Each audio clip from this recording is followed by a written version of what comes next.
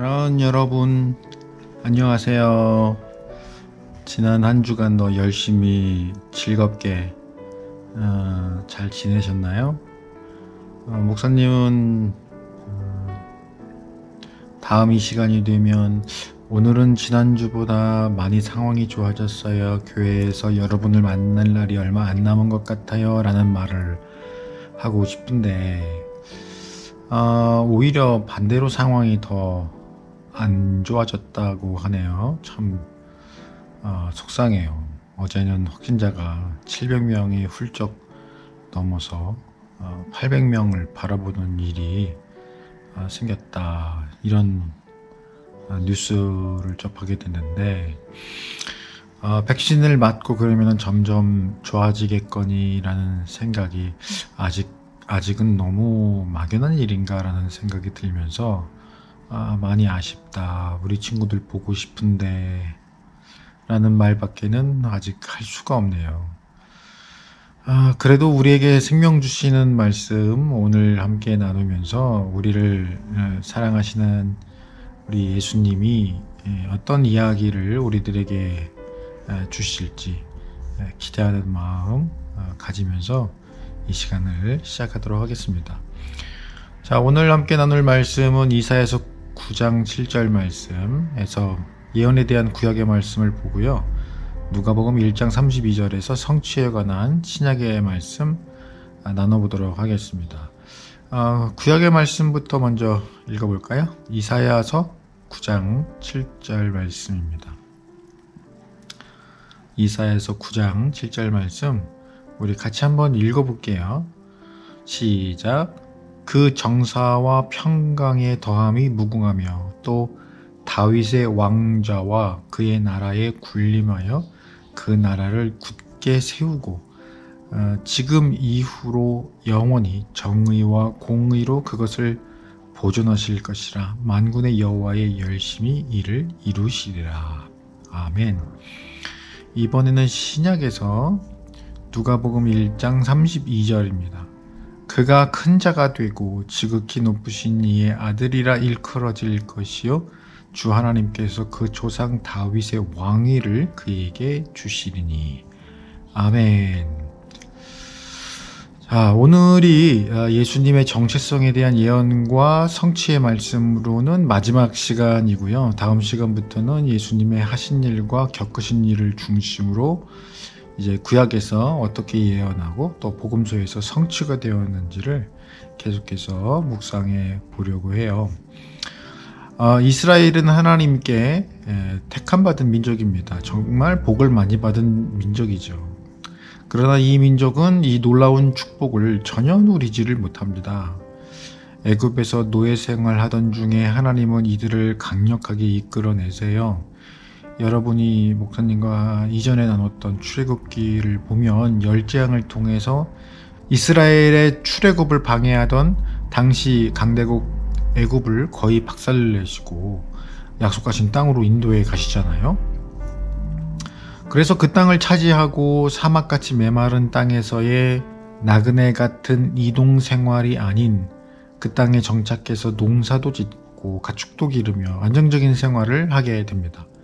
그러나 이들이 그런 복을 누리는 가운데 절대로 잊어서는 안 될 것이 있었어요. 뭘까요? 하나님과의 관계예요.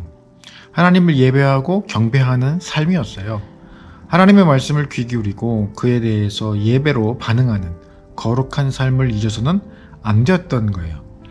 그래서 이들이 가나안 땅에 들어갈 때에도 절대 이방인들의 우상 문화에 눈을 돌려서는 안 된다고 했어요.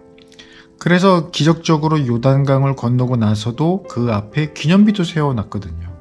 그 기념비를 보고 깨달으라는 거죠. 기억하고 배우라는 거죠.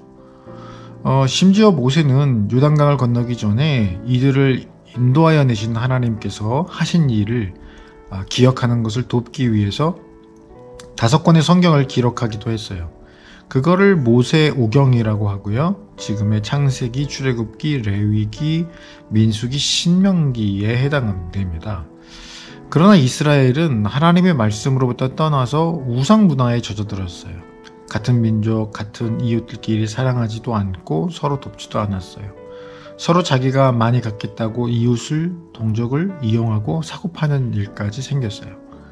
우상 문화에 영향을 받은 까닭이었죠. 하나님은 이들을 돌이키시고자 이방 민족들로부터 지배를 당하기도 하시고 사사를 보내어 어려운 고난으로부터 이들을 건져주시기도 하셨어요. 하나님을 의지해야만 한다는 것을 가르쳐 주시고자 말이죠. 그러나 소용이 없었어요. 그런 가운데 한 사람이 나타나요. 그는 당시 무시와 천대를 받던 목동의 일을 하던 사람이에요. 그는 목동 시절부터 하나님의 말씀을 깊이 묵상하길 좋아했어요. 하나님을 예배하는 일을 사랑했어요. 누구보다도 하나님을 깊이 사랑했던 사람이었죠. 하나님은 그를 매우 기뻐하셨어요. 당신 마음에 합당한 사람이라고도 칭찬하셨죠. 결국 하나님은 그를 이스라엘의 왕으로 세우셨어요. 그는 왕이 되어서도 하나님을 예배하는 일에 전념하였어요. 목동일 때도 하나님을 예배하였고 왕이 돼서도 하나님을 예배하였고, 그래서 하나님은 그를 형통하게 하셨어요. 그가 왕이 되자 온 나라와 백성들이 우상을 버리고 왕과 함께 하나님을 예배하고 하나님의 말씀에 귀 기울이는 삶을 살게 되었어요. 왕이 모범을 보였거든요. 그래서 하나님은 그 나라와 민족을 또한 형통하게 하셨어요. 그래서 그 시기에 이 나라가 가장 위대한 시간을 보낼 수 있었죠. 하나님은 다윗에게 약속을 하세요. 내가 너로 인해 너의 왕위를 영원히 약속하겠다. 너의 지파인 유다 지파에서 왕위를 계속 이어가도록 하겠다. 그런데 다윗의 후대 왕들도 다윗처럼 하나님을 열심히 예배하고 백성들에게 말씀을 열심히 가르쳤으면 좋았을 텐데 그러질 못했어요. 그래도 하나님은 다윗과 한 약속 때문에 다른 지파에서 왕을 세우시지 않고 유다 지파, 다윗의 자손을 통해 왕을 세워주셨어요. 그러다 보니 유다 지파 사람들은 아무리 우리가 죄를 지어도 하나님께서 우리나라를 망하게 하시지 않을 것이라고 굳게 믿게 됐어요. 그러면서 제 멋대로 살았죠? 그러다가 어떻게 되었을까요? 그 나라가 결국 바벨론이라는 나라에게 망하고 말았어요. 망해가는 와중에도 하나님이 결국 구원해 주실 것이라고 믿었어요. 그러면서 그들이 죄로부터 돌이키지를 않았죠. 그들은 우상과 하나님을 동등하게 취급했어요. 하나님도 우상 중 하나일 뿐이라는 거죠. 그러다가 망해버렸어요. 완전히 망해버렸어요. 물론 약속하신 대로 70년 만에 포로 신세에서 벗어나 다시 나라를 재건하였지만요. 이런 의문이 들 수 있어요. 하나님은 반드시 약속을 지키시는 하나님이신데 왜 그 나라를 망하게 하셨고 다윗의 왕위가 멈추게 하셨을까?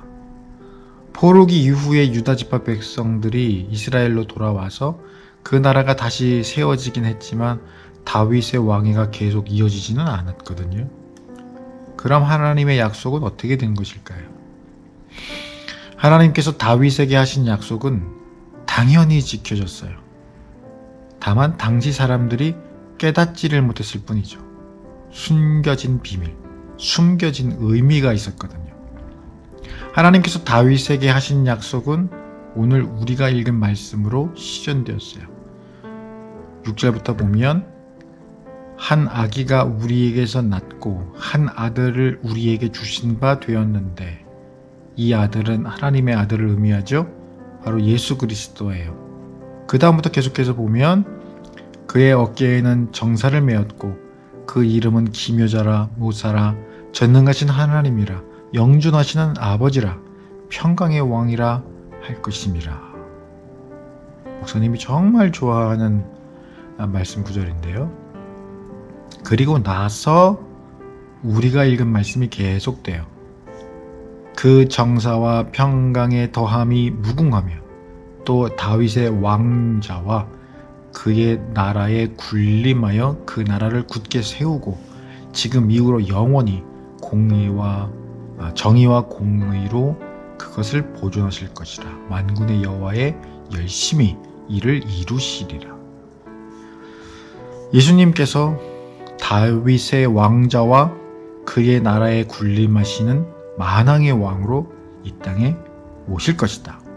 그가 그의 나라를 굳게 세우고, 즉 하나님의 나라를 이 땅에 세우시고, 교회를 의미하죠. 정의와 공의로 그것을 영원히 보존하실 것이다. 내 백성의 구원의 길을 여시고 이것을 하나님의 의로 이루시며 영원한 나라를 이루실 것이라는 말씀인 거예요. 그러니까 하나님께서 다윗에게 하신 약속은 다윗의 자손으로 오실 예수로 말미암아 구원의 길을 여시며 하나님의 나라를 그의 백성들에게 약속하실 것이다. 그런데 그것은 이스라엘, 유다 지파에게만 해당되는 것이 아니라 자기 입으로 예수를 주님으로 인정하고 시인하는 자, 하나님께서 그를 죽은 자 가운데서 살리신 것을 마음으로 믿는 자는 누구든지 하나님의 백성이 되며 반드시 구원을 얻어 영원한 하나님의 나라에서 영원히 살게 할 것이다. 약속하신 것이다. 라는 것이죠. 성경이 말씀하는 예수님의 정체성 마지막, 그분은 왕이십니다. 왕으로 오셨고 지금도 여전히 왕이십니다. 모든 지으신 것, 모든 창조하신 것, 온 우주를 지으신 주권자, 왕이 바로 우리가 믿는 예수 그리스도이세요. 그분을 입으로 또 마음으로 인정하고 그분의 왕되심을 믿으면 우리가 구원을 받는다고 했어요. 여러분 꼭 기억해 주시기를 바라요. 그러면서 목사님은 여러분에게 한 가지만 더 강조해서 이야기해 주고 싶어요. 여기서 말하는 구원은 영적 구원만을 의미하지 않아요. 물론 영적 구원이 우리에게는 가장 중요한 문제죠. 그런데 우리가 하나님의 백성으로 살아감에 있어 우리의 일상 속에서 하나님이 약속하시는 구원, 부활은 또 다른 의미를 가지고 있기도 해요. 바로 우리 일상 삶에서의 구원과 부활이에요. 이건 무슨 말이냐면 왕 되신 하나님은 당신의 백성을 어려움과 혼란, 질병과 고통, 고민과 문제에서 구원하시는 구원자이시고 또 그 모든 것들로부터 깨어나게 하시는 능력의 하나님이시라는 거예요. 이것을 함께 약속하고 계시는 거예요. 이 약속은 절대 어른들이 말씀하시는 기복신앙, 즉 복받기만을 바라고 추구하는 그런 왜곡된 신앙을 말하는 게 아니에요. 삶에서의 구원도 분명 하나님은 우리에게 말씀을 통해 약속하시거든요. 여러분도 꼭 이것을 기억하시고 하나님의 백성됨의 자부심을 가지시고 그리고 꼭 하나님의 백성으로서 살아가기 위해 이스라엘이 그랬던 거 말고 다윗이 그랬던 것처럼 하나님의 말씀을 소중하게 여기고 가까이 하고 그 말씀을 통해 하나님의 백성된 정체성이 우리 안에서 살아나게 되기를, 살아 숨쉬게 되기를 주님의 이름으로 축복할게요. 고맙습니다. 기도하겠습니다. 사랑해 주님 감사합니다. 오늘도 주신 말씀과 같이 왕 되신 우리 하나님, 왕으로 이 땅에 오신 예수 그리스도를 우리 사랑하는 모든 친구들이 마음으로 믿음으로 믿고 고백하게 하시고 그래서 우리 영혼의 구원 그리고 또 우리 삶에서의 구원 모든 어려움으로부터의 부활이 우리의 삶에서 놀랍게 나타나기를 소망합니다. 우리 사랑하는 친구들 지금까지 그러셨던 것처럼 건강으로 지켜주시고 이 모든 어려움들로부터 회복되어서 우리가 속히 만나 하나님을 온전히 예배하고 하나님의 말씀을 잘 가르치고 배우는 놀라운 역사가 우리들 안에 나타나도록 주님 도와 주시옵소서. 예수님 이름으로 기도합니다. 아멘. 자, 우리 다음 시간에 또 만날게요. 잘 지내고 우리 다음에 또 만나요. 안녕.